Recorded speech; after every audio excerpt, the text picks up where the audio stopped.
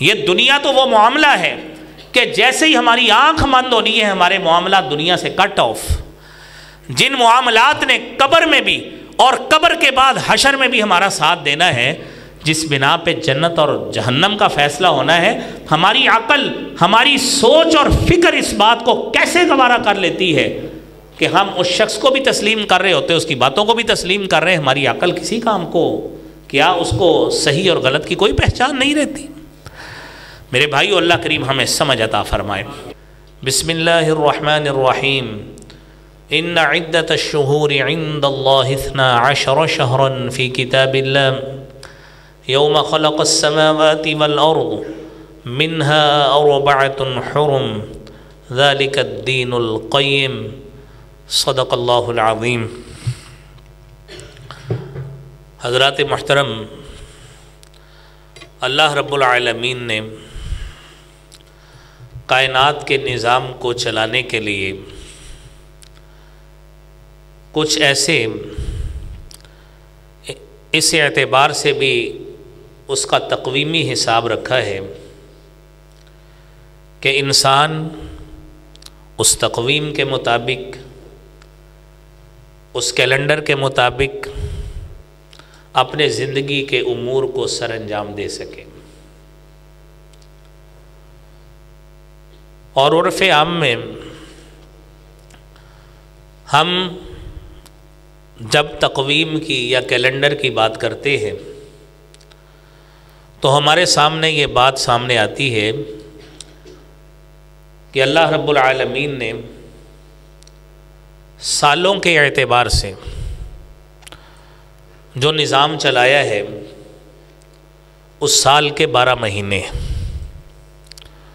اور اس بات کی شہادت یہی آیت دیتی ہے جو آپ نے ابھی خطبہ مسنونہ میں سماعت فرمائی ہے کہ ان عدت الشہور عند اللہ 12 شہرا فی کتاب اللہ، کہ اللہ رب العالمین کی کتاب کے مطابق مہینوں کی تعداد 12 ہے. منہا 4 حرم، اس میں 4 مہینے حرمت والے ہیں. ذالک الدین القیم، یہی دین قیم، سیدھا سچا اور سچا دین ہے. فلا تظلموا فیہن انفسکم، اور ان مہینوں میں اپنے آپ پہ ظلم نہ کیا کرو. حضرات، جہاں پہ 12 مہینے ہیں اور مہینے کی تعداد اس دن سے ہی 12 ہے، یوم خلق السماوات والارض، جب سے اس خالق کائنات نے آسمانوں کی یا زمین کی تخلیق کی ہے، یہ اس دن سے ہی 12 تعداد ہے. اب اس کی مزید تقسیم کے حوالے سے تو ہم بات نہیں کرتے، کیونکہ ہمارا جو موضوع ہے وہ رجب کے مہینے کے حوالے سے ہے کہ رجب کا مہینہ اس کے ابھی ابتدائی دن ہے.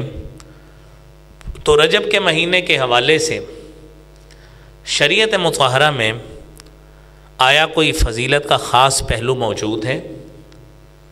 آیا اس کے کوئی مخصوص دن موجود ہیں کہ جس دن روزہ رکھا جائے تو بہت ثواب ہوتا ہے؟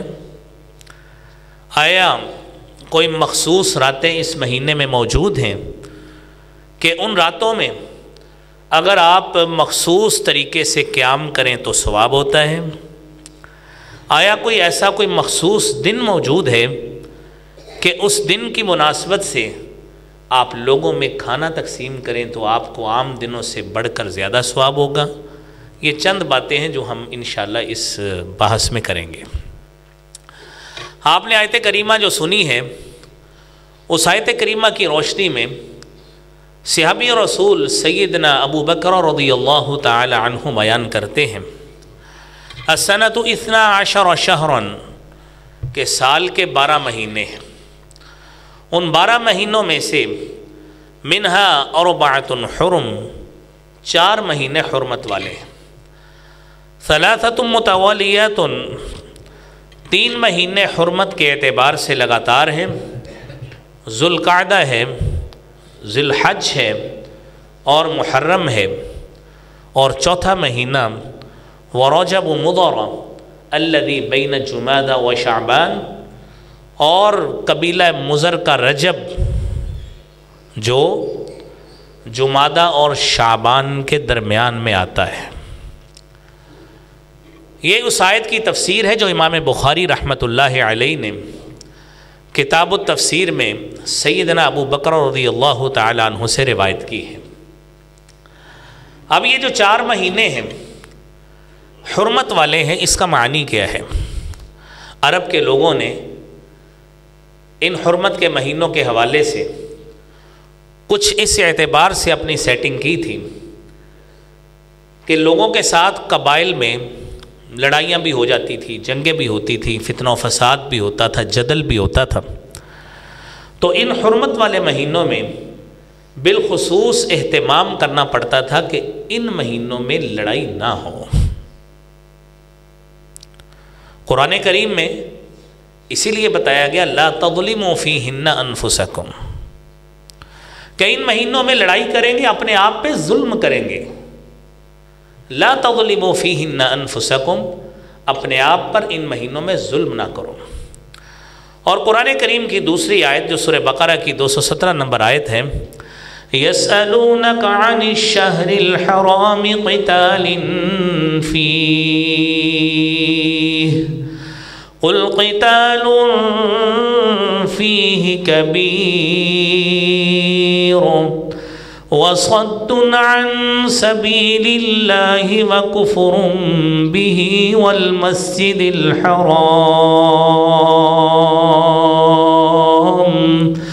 وإخراج أهله منه أكبر عند الله۔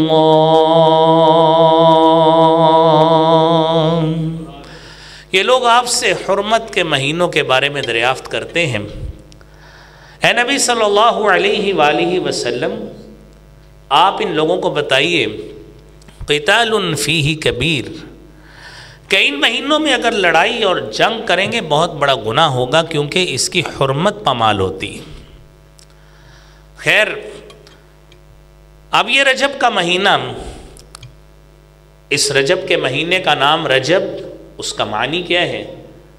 عربی زبان میں کسی بھی لفظ کا مادہ دیکھا جاتا ہے، مصدر دیکھا جاتا ہے، تو اس اعتبار سے یہ ترجیب سے، یعنی اس کا معنی ہوا تعظیم کرنا، اس کے رتبے کا اور اس کی حساسیت کا دھیان کرنا، کہ اگر اللہ رب العالمین نے اسے حرمت والا بنایا ہے تو اس کی حرمت کا دھیان رکھنا اور اس اعتبار سے ظلم سے، لڑائی سے، جدل سے، قتال سے پرہیز کرنا، یہ تمام لوگوں کے لیے لازم قرار دیا گیا تھا۔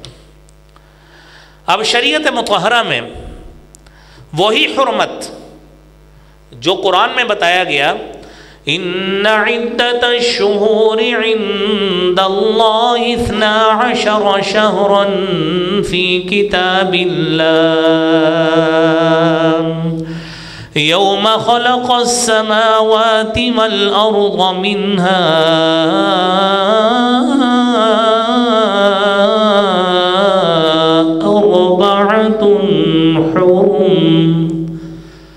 یہ 12 مہینوں میں اللہ رب العالمین نے جو 4 مہینے حرمت کے قرار دیے ہیں، تعظیم کے قرار دیے ہیں، شریعت میں اس حرمت کو برقرار رکھا گیا۔ لیکن ساتھ یاد رہے، سیدنا ابو ہریرہ رضی اللہ تعالی عنہ بیان کرتے ہیں، رسول اللہ صلی اللہ علیہ وآلہ وسلم نے فرمایا اس مہینے کے حوالے سے لا فرع ولا عتیرہ، کہ شریعت مطہرہ میں نہ فرع کی گنجائش ہے نہ عتیرہ کی گنجائش ہے۔ اب یہ وہ نام ہے جو عمومی طور پر عوام الناس کے ہاں اس کی پہچان نہیں ہے، معرفت نہیں ہے کہ یہ ہوتے کیا ہیں۔ فرع کیا ہے؟ اونٹنی، گائے یا بکری کا پہلا بچہ جسے جاہلیت میں بتوں کے نام پہ ذبح کیا جاتا تھا، اسے فرع کہا جاتا ہے۔ جانور کے ہاں پہلا بچہ ہونا اور اس کو کسی بت کے اوپر جا کے اس کے نام پہ ذبح کر دینا، اس کو فرع رسم کہا جاتا تھا۔ شریعت مطہرہ کہتی ہے لا فرع، اسلام میں اس کی کوئی گنجائش نہیں ہے۔ شریعت مطہرہ میں کسی مہینے کی مناسبت سے چیزیں ذبح نہیں ہوتی، نہ کسی بت کے نام سے ہوتی ہیں، یہ صرف اللہ رب العالمین کے نام پہ ہوتی ہیں۔ دوسری بات جو حدیث میں دوسرا لفظ ہے لا عتیرہ، شریعت میں عتیرہ کی بھی گنجائش نہیں ہے۔ اور عتیرہ کیا ہے کہ عتیرہ ہر وہ چیز جسے رجب کے مہینہ میں بالخصوص کوئی بھی جانور اسے بتوں کے نام پہ صرف اس لیے ذبح کیا جاتا کہ رجب کا مہینہ عظمت والا ہے، لہذا رجب کے مہینے کی مناسبت سے ذبح بھی کرنا ہے تو بتوں کے نام پہ کرنا ہے۔ ہماری شریعت میں ان دونوں رسموں کو ختم کر کے یہ کہہ دیا گیا کہ لا فرع ولا عتیرہ، شریعت میں نہ فرع کی گنجائش ہے نہ عتیرہ کی گنجائش ہے۔ شریعت مطہرہ میں جو بھی چیزیں ذبح ہوتی ہیں وہ صرف اور صرف اللہ کے نام پہ ذبح ہوتی ہیں، یا جس کا اللہ کے رسول صلی اللہ علیہ وسلم نے بتا دیا اس کے مطابق ذبح ہوں گی۔ کوئی چیز کسی بت کے نام پہ اور کسی آستانے کے نام پہ ذبح نہیں ہوں گی۔ آپ قرآن کریم کی آیت کو سنیے، سورہ مائدہ کی 3 نمبر۔ حرمت علیکم المیتۃ والدم ولحم الخنزیر وما اہل لغیر اللہ بہ والمنخنقة والموقوذة والمتردية والنطيحة وما أكل السبع إلا ما ذكيتم وما ذبح على النصب وأن تستقسموا بالأزلام ذلكم فسق۔ اللہ رب العالمین نے حرام چیزوں کی اس آیت میں تقسیم کر دی، واضح کر دی۔ حرمت علیکم المیتۃ، تمہارے اوپر مردار حرام ہے، والدم، خون حرام ہے، ولحم الخنزیر، خنزیر کا گوشت حرام ہے، وما اہل لغیر اللہ بہ، اور اللہ کے علاوہ کسی نام پہ بھی جانور کو ذبح کیا جائے گا اس کو حرام قرار دیا گیا ہے۔ وہ بت کے نام پہ ہو، وہ کسی آستانے کے نام پہ ہو، وہ کسی مقبرے کے نام پہ ہو، شریعت میں اس کی گنجائش نہیں ہے۔ ما اہل لغیر اللہ بہ، جس کی نسبت غیر اللہ کی طرف کر کے ذبح کیا جائے گا شریعت میں اس کو حرام قرار دیا گیا۔ یہ سورہ مائدہ کی 3 نمبر آیت ہے۔ اور آگے بھی سنیے، المنخنقہ، وہ جانور جس کا گلا یا گردن دب جائے، دبا دی جائے، وہ مر جائے جانور، وہ بھی حرام۔ الموقوذہ، چوٹ لگنے سے، ایکسیڈنٹ ہونے سے جانور مر جائے، وہ بھی حرام۔ المتردیہ، بلندی سے گر جائے، وہ بھی حرام، گر کے مر جائے۔ اور والنطیحہ، جانور کو سینگ مار کے لڑائی میں مار دے، وہ بھی حرام۔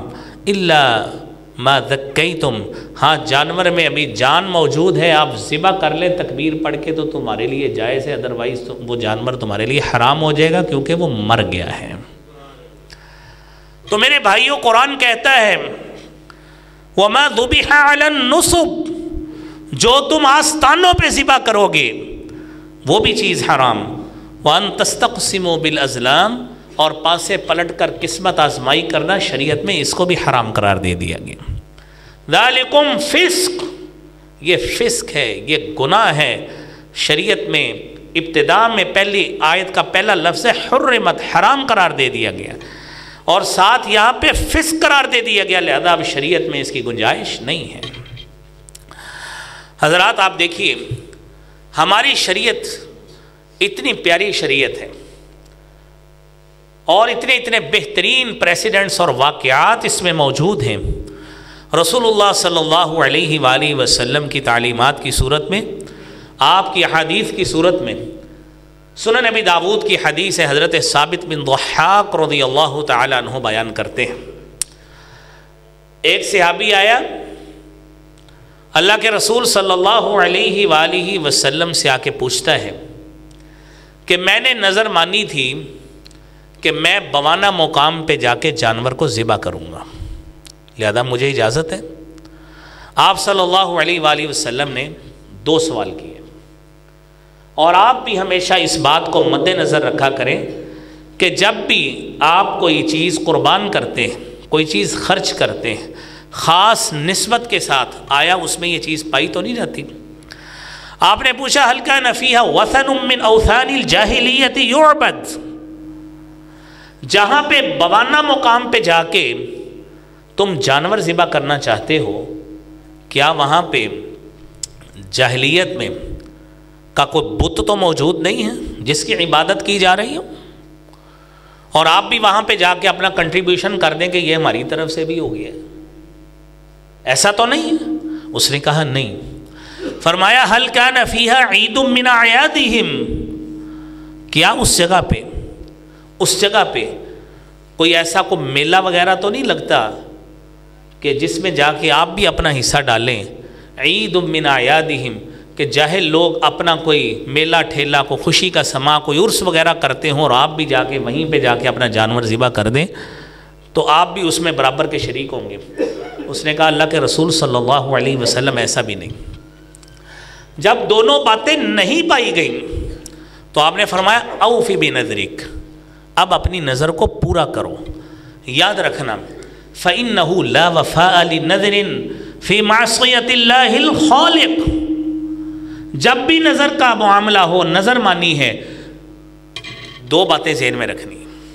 آپ بھی نظر مانتے ہیں کہ فلاں کام ہوگا میں یہ کر دوں، میں آپ کو اتنا انعام دے دوں گا، میں آپ کو اتنی چیز دے دوں گا، میں فلاں کام کر لوں گا۔ فرمایا لا وفاء لنذر فی معصیت اللہ الخالق،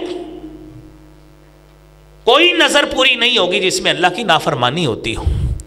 ولا فیما لا یملک ابن آدم، اور جس کا ابن آدم مالک ہی نہیں ہے، آپ بڑی سی نظر مان لیں کہ میں آپ کو ملک کا سربراہ بنا دوں گا، میری یہ مراد پوری کر دو، آپ کے اختیار میں ہے، بنا سکتے ہیں؟ لہذا ایسی نظر بھی پوری نہیں ہو سکتی۔ یہ سنن ابی داود کی حدیث ہے، لہذا جب بھی نظر مانیے، کوئی ایسا کسی سے وعدہ کریں، یہ ساری باتیں ذہن میں رکھا کریں۔ حضرات محترم، رجب کے مہینہ کے حوالے سے سب سے اہم بات، اس مہینے کی مناسبت سے مختلف لوگ اپنے اپنے تئیں انہوں نے کچھ ایسی چیزیں بنائی ہیں جو اس مہینے کے ساتھ نسبت ڈال کے عبادت کے نام پہ کہ آپ یہ کام کریں آپ کو اتنا ثواب ہوگا۔ حضرات ایک بات ذہن میں رکھیے، ثواب اسی چیز کا ہی ہونا ہے جس کا اللہ رب العالمین نے اپنے قرآن میں بتا دی ہے، یہ جناب محمد الرسول اللہ صلی اللہ علیہ وآلہ وسلم نے اپنی سنت مطہرہ میں بتا دی ہے۔ میں اور آپ جتنا مرضی کو بات کہتے رہیں، اس کا علاج یہ ہے کہ اگر ہم نے کوئی ایسی بات آپ کی طرف نسبت کر دی، کوئی ایسی بات دین کا حصہ گھڑ کے بنا دیا جو دین کا حصہ نہیں تھی، تو ام المومنین سیدہ عائشہ صدیقہ رضی اللہ تعالی عنہا کی حدیث ہے، صحیح بخاری کی 2697 نمبر، فرمایا من احدث فی امرنا ھذا ما لیس من فہو رد، جس نے ہمارے اس دین اسلام میں کوئی ایسی چیز انوویٹ کر دی، ایجاد کر دی، دین میں ایسی بات کو شامل کر دیا، ما لیس منہ، جو دین کا حصہ نہیں تھی، فہو رد، وہ رد ہے، مردود ہے، ریجیکٹڈ ہے، اس کی شریعت میں کوئی گنجائش نہیں۔ آپ کو کوئی شخص کہتا ہے کہ فلاں کام کریں اتنا ثواب ہوگا، آپ کہتے ہیں آپ کے پاس پروف کیا ہے اس بات کا؟ کوئی شخص آپ کو کہے آپ فلاں جگہ پہ جائیں، وہاں پہ نا ایک شخص آپ کو 5-5 ہزار کا نوٹ دے رہا ہے، ہر شخص جانے سے پہلے پوچھے گا یار کون دے رہا ہے، اتنا پاگل کوئی ہے، ثبوت ہے، کوئی ویڈیو بنائی ہو، کوئی ایسی چیز ہو، کیپچرنگ کی ہو۔ جب کوئی ایسا ثبوت ہی نہیں ہوگا تو ہم تو دنیا کا کوئی کام ایسا نہیں کرتے، تو اللہ کے دین کے معاملے میں ہم ایسے حرکتیں کیوں کرتے ہیں، یا ایسی باتوں کو بلا دلیل قبول کیوں کر لیتے ہیں؟ یہ جو آپ ہر عالم دین سے خطبہ مسنونہ سنتے ہیں کہ ان خیر الحدیث کتاب اللہ، کہ بہترین کتاب، بہترین بات جو ہے نا، بہترین بات وہ اللہ کی کتاب کی بات ہے جس کو قرآن مجید کی بات کہا جاتا ہے۔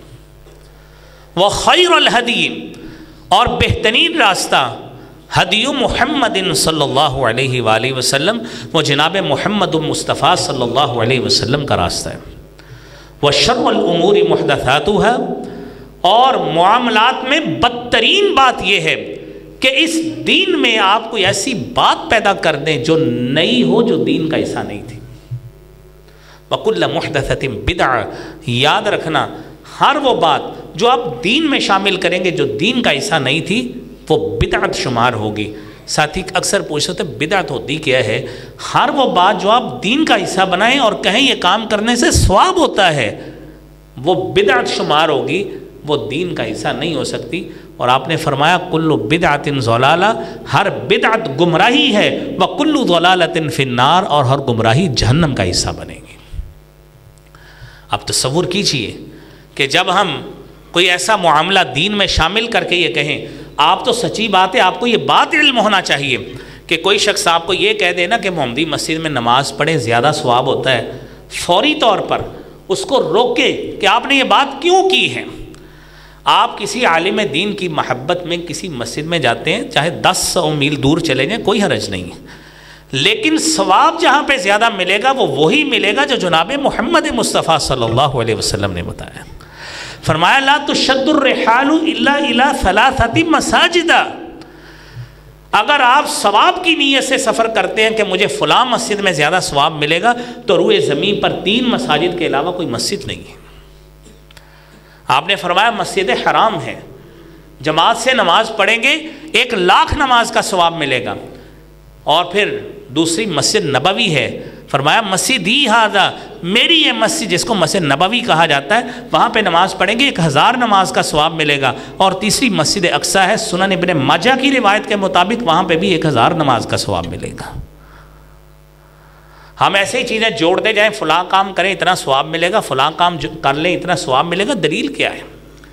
اسی اعتبار سے یہ ایک صلاۃ الرغائب کے نام سے ایک نماز ہے، اور آپ کو طریقہ سن کر بڑی حیرانگی ہوگی کہ کیا یہ بھی نماز ہوتی ہے؟ اور آپ تصور کریں یہ ساری چیزیں دین کے اندر شامل کی گئیں، حالانکہ ہم الحمدللہ اللہ کی آیات کو ماننے والے، آیات بینات کو سینے سے لگانے والے، جناب محمد مصطفیٰ صلی اللہ علیہ وآلہ وسلم کی سنت مطہرہ کو اپنی دل و جان سے زیادہ عزیز سمجھنے والے ہیں۔ ہمیں کس بات کی تکلیف ہے کہ ایک حدیث سامنے ہے ہم اس کو مانیں نا، ہم سے بڑا تو پھر گستاخ کوئی نہیں ہوگا، ہم اس کو مانیں نہیں۔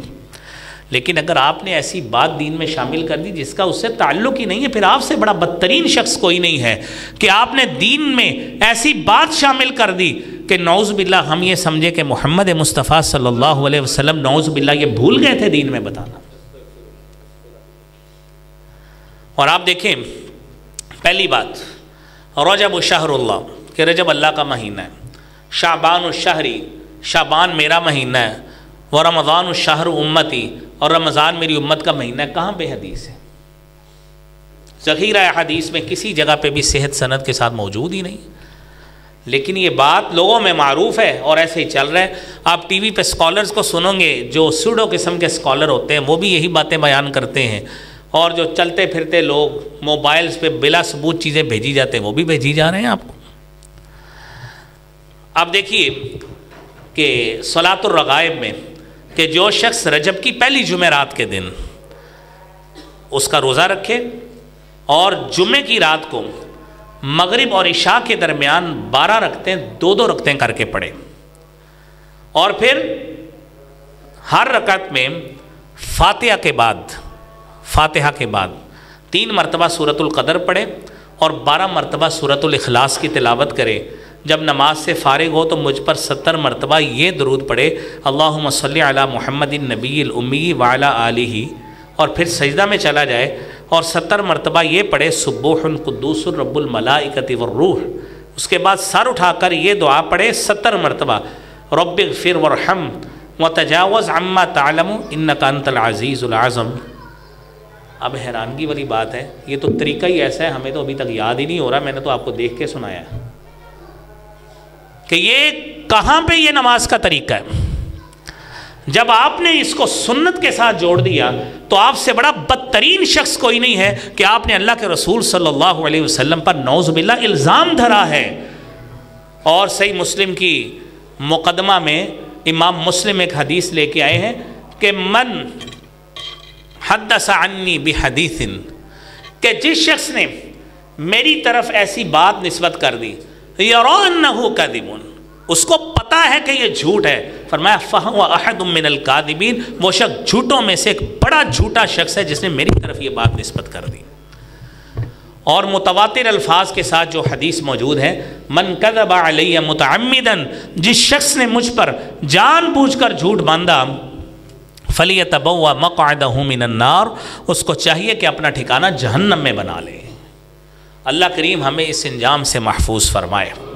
میرے محترم بھائیوں، یہ دعائیں اپنی جگہ پہ مسلم ہیں، احادیث میں مختلف جگہ پہ ان دعاؤں کی فضیلت موجود ہے، لیکن آپ نے ایک خاص چیز بنا کر اس کو نماز کا نام دے دیا اور ایک مخصوص وقت بنا کے اس کی 12 رکعتیں بھی کر دیں، اور پھر ساتھ یہ بھی کہہ دیا آپ یہ کریں گے تو آپ کو اتنا ثواب بھی ہوگا۔ نعوذ باللہ من ذالک، یہ کس حدیث میں لکھا ہوا ہے؟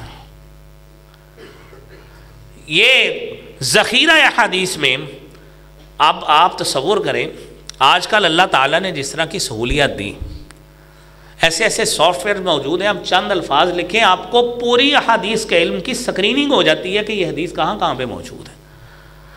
وہ زمانہ تھا جب ہمارے اکابرین علماء کرام ایک ایک حدیث کے لیے اور کتاب کو ڈھونڈنے کے لیے سینکڑوں ہزاروں میلوں کا سفر کیا کرتے تھے۔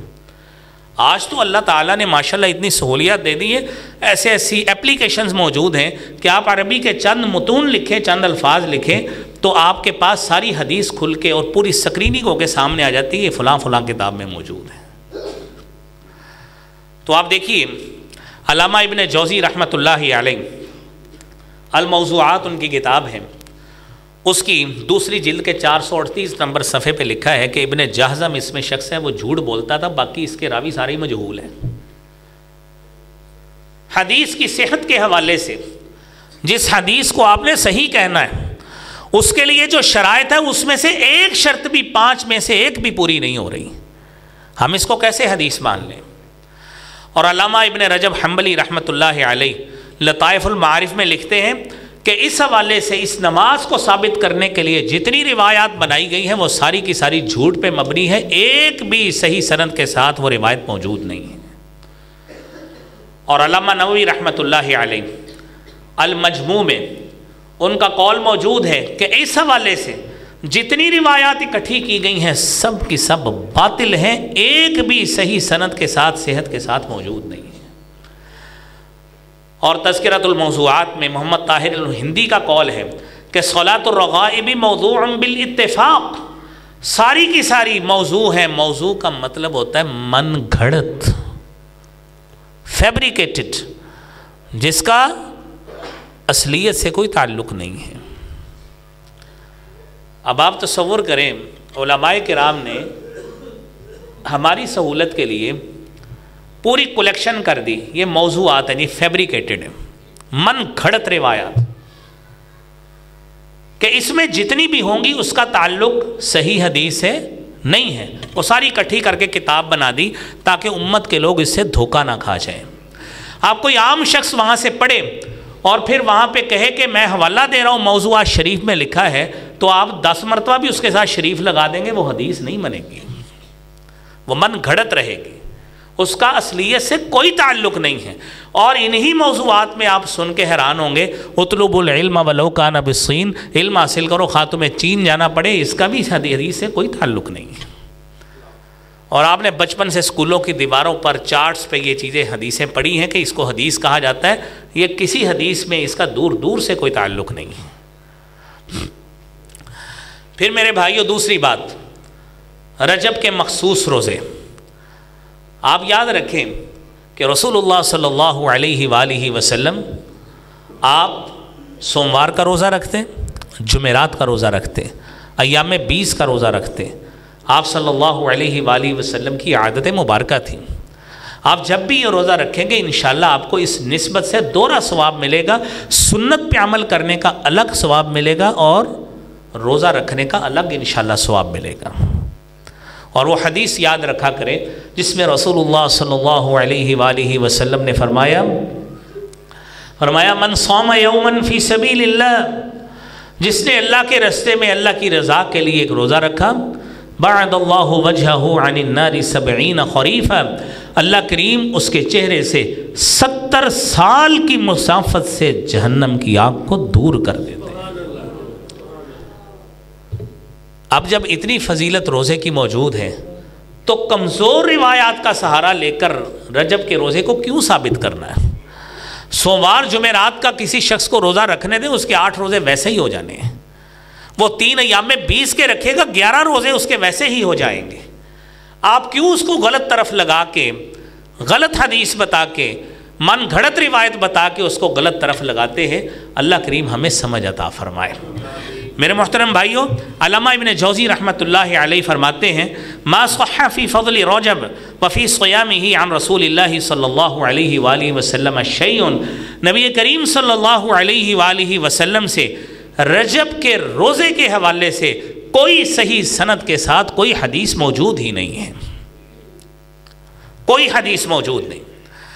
اور علامہ ابن حجر عسقلانی رحمۃ اللہ علیہ وہ فرماتے ہیں لم يرد في فضل شهر رجب ولا في صيامه ولا في صيام شيء منهم في صيام شيء منهم معين ولا في قيام ليلة مخصوصة فيه حديث صحيح يصلح للحجة۔ رجب کے کسی دن کے حوالے سے آپ اس دن کا روزہ رکھیں، اس رات کا قیام کر لیں، یہ کر لیں، ثواب ملے گا۔ کوئی ایک حدیث بھی نبی کریم صلی اللہ علیہ وسلم سے ثابت ہی نہیں ہے کہ جس سے دلیل پکڑی جا سکے۔ اور پھر میرے بھائیوں فرماتے ہیں وَأَمَّا الْحَدِيثُ الْوَارِدَ فِي فَضْلِ رَجَبٍ أَوْ فِي فَضْلِ صِيَامِهِ أَوْ صِيَامِ شَيْءٌ مِّنْهُ صَرِيحَةٌ فَهِيَ عَلَىٰ قِسْمَيْن، ہاں جو حدیثیں لوگ پیش کرتے ہیں وہ 2 ہی ہو سکتی ہیں، اما ضعیفتن او موضوعتن، یا تو وہ کمزور ترین اتنی ہیں کہ اس سے بھی دلیل نہیں پکڑی جا سکتی، اما موضوعتن، یا وہ فیبریکیٹڈ ہے، موضوع ہے، اس سے بھی دلیل نہیں پکڑی جا سکتی۔ تو کس بنا پہ، کس چیز کی بنا پہ میرے محترم بھائیوں ہم یہ کام کریں جب شریعت میں اللہ رب العالمین نے ہمارے لیے ایسی بہترین اور ایسی کلیئر قسم کی تعلیمات ہمارے لیے نازل فرمائی ہیں، ہم کمزور دلائل کا سہارا نہیں لے سکتے۔ اور آپ کو خوش ہونا چاہیے اس بات پہ کہ آپ کا تعلق اس فکر کے ساتھ ہے، اس سوچ کے ساتھ ہے کہ آپ کی بنیاد اطاعت الہی اور اطاعت رسول صلی اللہ علیہ وسلم۔ ہم خوش ہیں اور یہ اعزاز ہے ہمارا کہ ہمارا اس سے ہٹ کر تیسرا کوئی رستہ ہی نہیں ہے۔ ہم اس بات کو انشاءاللہ سینے سے لگائیں گے جو اللہ رب العالمین نے قرآن میں بتائی، جناب محمد الرسول اللہ صلی اللہ علیہ وسلم نے اپنی سنت سے ثابت فرمائی، اپنی بات سے، اپنے قول سے ارشاد فرما دی، ہمارے لیے دن و جان سے بھی زیادہ عزیز ہے۔ اور میرے بھائیوں موضوع حدیث کے حوالے سے امام سخاوی رحمۃ اللہ علیہ بہت بڑے حدیث کے امام فتح المغیث میں انہوں نے علامہ خطیب بغدادی الکفایہ فی علم روایہ کے مصنف ہیں، ان کا قول نقل کیا کہ جو شخص موضوع یا ضعیف حدیث کو بیان کرتا ہے، پتہ ہے یہ حدیث ٹھیک نہیں ہے، اور آپ ماشاءاللہ اتنی محبت سے اس مسجد میں اگر جمعہ پڑھنے آئے ہیں، بات سننے آئے ہیں اللہ کے پیارے حبیب صلی اللہ علیہ وآلہ وسلم کی، تو آپ اس بات کو پلے باندھ کے لے جائیے کہ اللہ کے نبی صلی اللہ علیہ وآلہ وسلم کی نسبت کیسی بات ہونی چاہیے اور کیسی نہیں ہونی چاہیے۔ آپ کسی شخص کو، کوئی شخص بھی، آپ اس کی نسبت کر کے کہہ دیں کہ آپ نے ایسی بات کہی ہے، وہ فوری گریبان سے پکڑ لے گا، میں نے کہا آپ کو کب کہی ہے ابھی؟ آپ تصور کریں کہ جب اللہ کے حبیب صلی اللہ علیہ وسلم محشر کے میدان میں اللہ رب العالمین کے سامنے موجود ہوں، ہم بھی موجود ہوں، وہاں پہ یہ کہا جائے یہ ہیں وہ لوگ جنہوں نے آپ کی طرف نسبت کر کے غلط باتیں لوگوں میں مشہور کی ہیں، بتاؤ وہاں پہ گھاٹ کہاں پہ ملے گا، کہاں پہ بچت ہوگی؟ پھر اللہ کے رسول صلی اللہ علیہ وسلم تو حضرت جبرائیل کو کہیں گے سحقاً سحقاً لمن یتغیر بعدی، اس کو وہاں سے دور لے جاؤ، مجھ سے دفع کر دو جس نے میرے جانے کے بعد میرے دین کا حلیہ بگاڑ کے رکھ دیا۔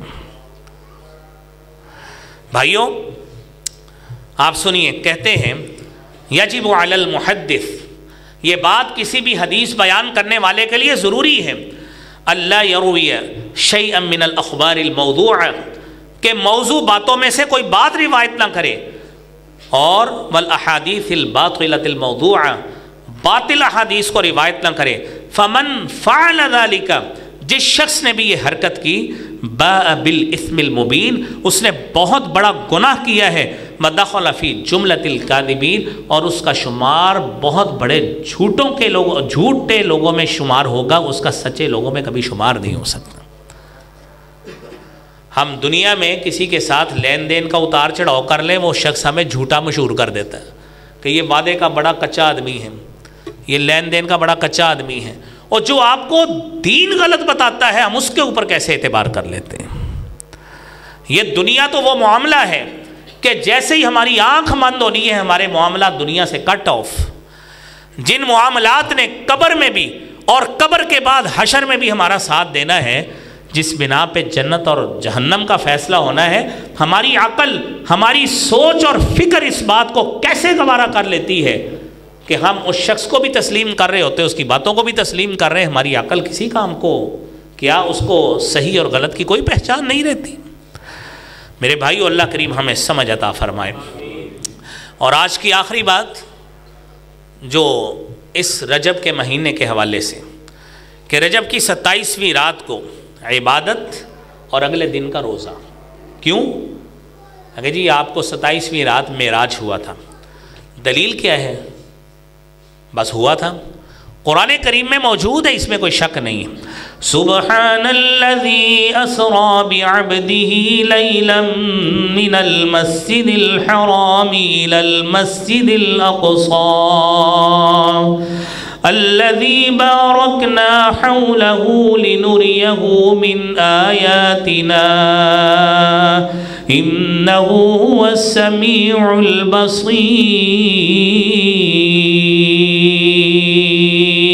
البصير۔ اس میں تو کوئی شک نہیں ہے، ہر مسلمان کے ایمان کا حصہ ہے، لیکن اس بارے میں علامہ ابن حجر عسقلانی رحمۃ اللہ علیہ نے صحیح بخاری کی شرح فتح الباری میں 10 سے زیادہ اقوال نقل کیے، جس میں ڈیٹ کا تعین نہیں ہے، سال کا تعین نہیں ہے۔ یہ تو ہجرت سے 1 سال قبل کا واقعہ بھی ابن سعد میں موجود ہے، ہجرت سے 8 ماہ قبل رجب 1290 میں بھی یہ واقعہ موجود ہے، یعنی جو مختلف اقوال علماء کے، محدثین کے، مورخین کے موجود ہیں۔ لیکن معراج ہوا تھا، معراج ہوا تھا، یہ ہمارے ایمان کا حصہ ہے۔ دن کی تخصیص آج تک نہیں ہو سکی۔ جب دن کی تخصیص موجود نہیں ہے تو کیوں اس دن کا روزہ جو ہے وہ فرض کر دیا ہے؟ کیوں رات کا جاگنا لوگوں کے لیے واجب کر دیا ہے؟ کیوں رات کا قیام لوگوں کے لیے ضروری کر دیا ہے؟ شریعت میں جس بات کی دلیل نہیں ہے آپ اس کو دلیل بنا کے رات کو لوگوں کو جگائیں اور ان کا قیام کروائیں، اور جب فجر پڑھنے کی باری آتی ہے وہ گھر میں جا کے سو جاتے ہیں۔ اس سے بڑا تو بدترین آدمی کوئی نہیں ہے جس نے اپنے نفل کے لیے فرائض کو جان بوجھ کر چھوڑ دیا، اور مساجد یا ایسی جگہوں پہ جا کے اس نے کھانے پینے کی غرض سے رات تو جاگ لی، لیکن اس کے پاس دلیل کوئی بھی موجود نہیں۔ اور اس میں یہ آخری بات، یہ معذرت کے ساتھ یہ سن لیں، وہ میں نے تیسری بات کو آخری کہہ دی ہے، 22 رجب اسی مہینے آنی ہے۔ اس رجب 22 رجب کو کیا ہے جی؟ یہ کنڈے، یہ جو ہے نا حلوہ پوڑی کھلائی جاتی ہے۔ کس وجہ سے؟